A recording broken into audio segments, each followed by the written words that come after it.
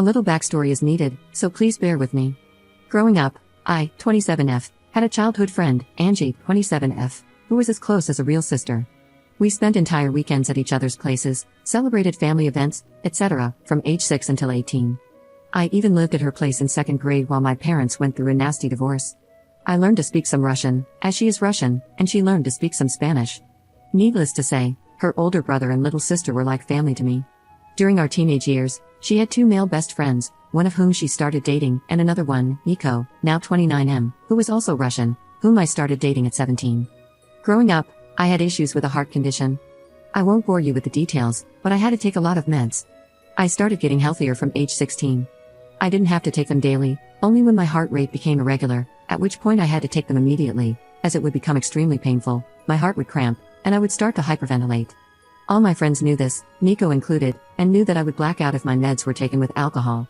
I didn't smoke or drink much growing up as a result, since I was worried about my health and only drank at home or in a safe setting. The legal drinking age is 16 here, and I only drank wine or beer, if at all.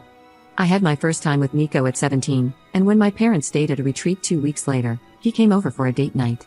I did drink 1 glass of wine, but later started having health issues, which resulted in me taking my meds and becoming unconscious. I was a bit sore the next morning but didn't think much of it. 2 weeks later, I informed Nico that I was late on my period, and he started to panic, confessing that he had intimacy with me while I was unconscious. We had done it before, so he didn't think much about it. Apparently, he didn't have a condom, but since I was on the pill, he figured it was alright, and he also didn't finish inside but in a tissue.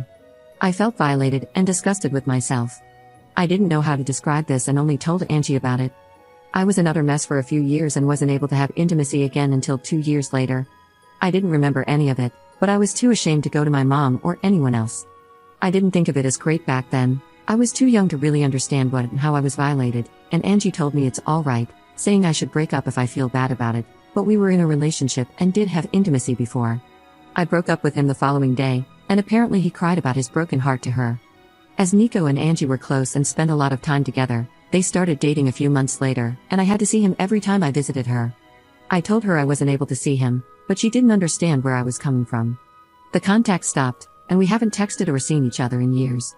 I still followed her and her family and saw that her brother is expecting his first child. As I was extremely close with her family, I commented on the Instagram post, expressing my gratitude when he reached out to me.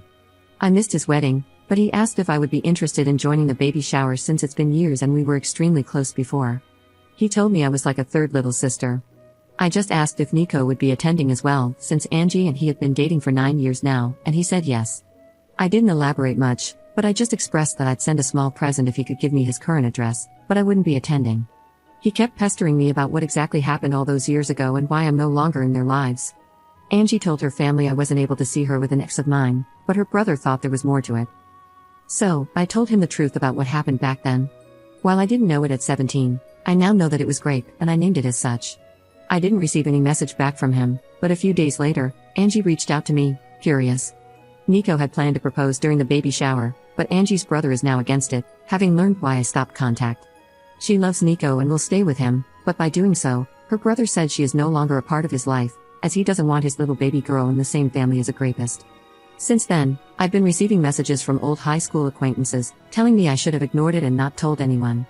They say that since I didn't speak up back then, I lost the right to do so now, and I'm a horrible person for ruining someone's life over something he did 10 years ago when he himself was a child as well. Am I wrong for speaking up? Update 10 days later. First of all, I am immensely thankful to all the people who took the time not only to read through my story but also to comment. I read every single comment and tried to respond to as many as possible. It gave me a little bit of hope for compassion toward victims of rape, and also the courage not to cave to the backlash I received. Reading all the messages defending my choice to speak up made me realize how insecure I was about what I'm allowed to do and how much I was trying to make things right for other people instead of for myself, especially Nico and Angie. All of you are right. If Nico had changed, he would have apologized, reached out, or tried to make amends in some way, either when word got to him from his brother-in-law or at some earlier point in his life. My former best friend Angie should have been able to feel some compassion if she had any respect for me as a human being or for the time we spent together. Her reactions showed me that I shouldn't hesitate in my actions. I started therapy when I was 21 and thought I had moved on from the grape as best as I could, but I realized how ashamed I still am almost 10 years later about an incident that wasn't my fault at all. I was ashamed to speak up back then and afraid that the people around me would look at me differently. Somehow, I still felt bad about speaking up today, so I'm trying to own what happened to me now and not apologize for other people's behavior, especially since they don't even show me respect. Now, onto what happened. I archived every nasty message I received on WhatsApp so I wouldn't have to read them, but I kept them as proof in case I needed them later. Angie's mom called me the day after the incident, crying. I probably shouldn't have answered, but after 10 years of friendship, I saw her as an aunt, almost a second mom. She always joked that while her own children would run around the house doing whatever, I would always take the time to sit with her, have tea, and talk, showing her more love and time than her actual children. While she said she was sorry for what had happened and for what I went through as a child, she couldn't believe I would ruin Angie's happiness over something like that. With Angie's brother refusing to have Nico as part of the family and Angie standing by Nico's side, it's divided their family, and she is heartbroken. She has grown to love Nico like family and has only known him as a considerate young man, someone she believes will make her daughter happy. It wasn't nasty names or angry words, just a heartbroken mother who pretended to acknowledge my pain but ultimately saw the fault in me. Angie's mom tried to get me to apologize or to take it back, but I refused because I don't see the fault in myself. With everything that's happened, I believe Nico hasn't changed and is just hiding it better. He can see how people are standing by him and supporting his behavior, so he feels no need to change. And that's something I didn't want to enable. Angie's mom never once used the word great, and I tried to correct her every time she spoke about it. I kept trying to name it for her to understand better, but she would just start sobbing more. It didn't make sense for us to continue the conversation. Angie's mom used to stay in contact with mine for some time, and she reached out to her after our talk. I was worried my mom would find out, given her more conservative background. We had a long conversation, and though I haven't seen her in person yet, she apologized for not being there for me or for not making me feel like I could talk to her. I tried to reassure her as best I could, but when she asked if my current partner knows I was used like that, I got angry. She was afraid my partner would leave me if he found out, implying that what happened made me less valuable or appealing.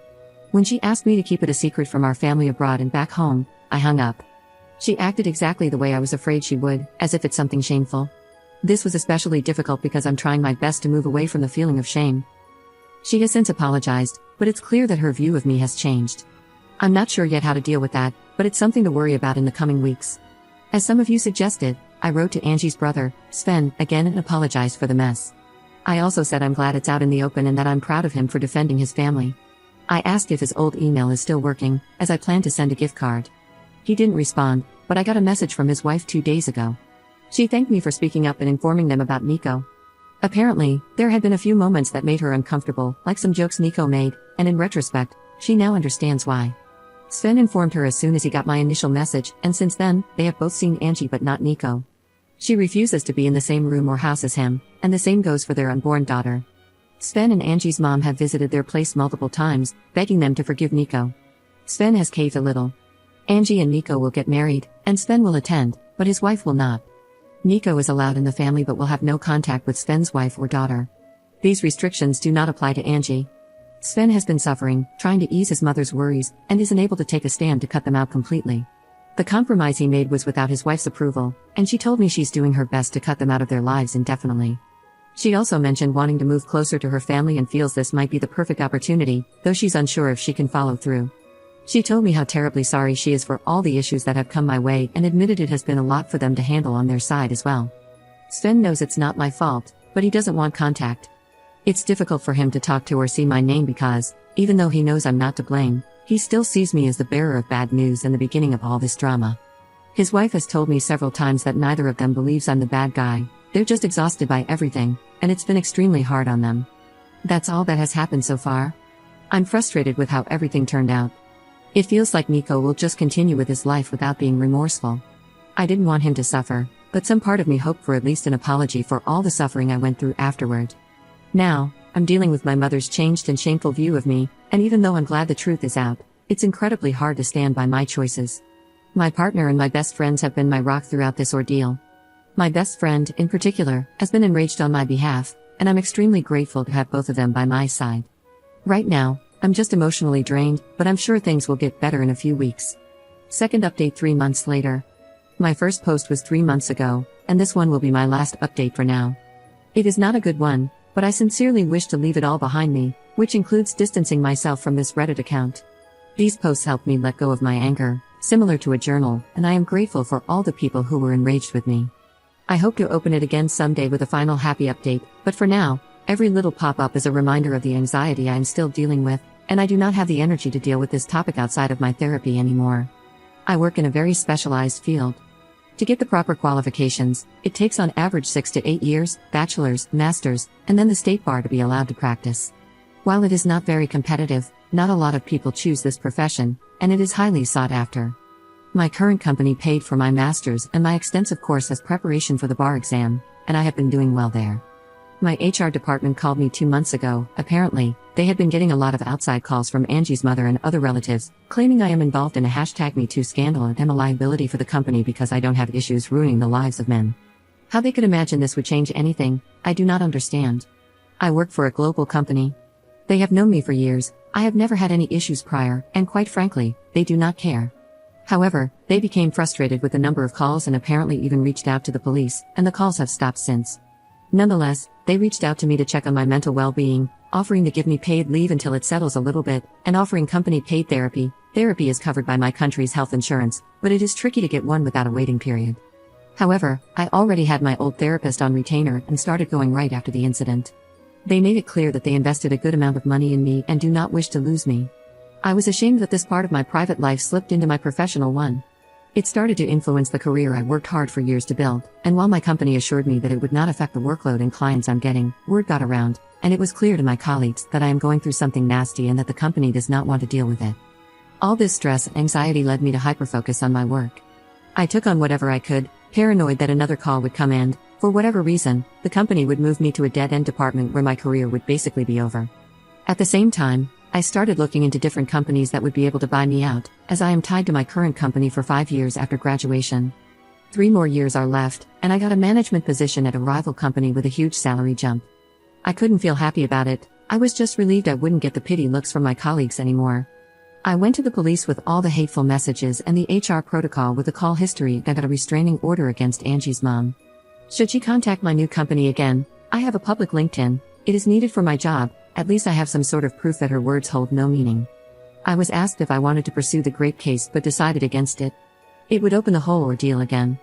I don't have proof, besides Nico and Angie not denying it, and quite honestly, I was afraid of what it would do to my career. I kept in contact with a good friend of mine who grew up in the same small town but moved away about 5 years ago.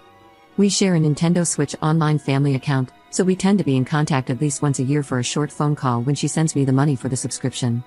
We usually turn it into a call with updates. Yesterday was one of those days, and the whole Nico thing came up.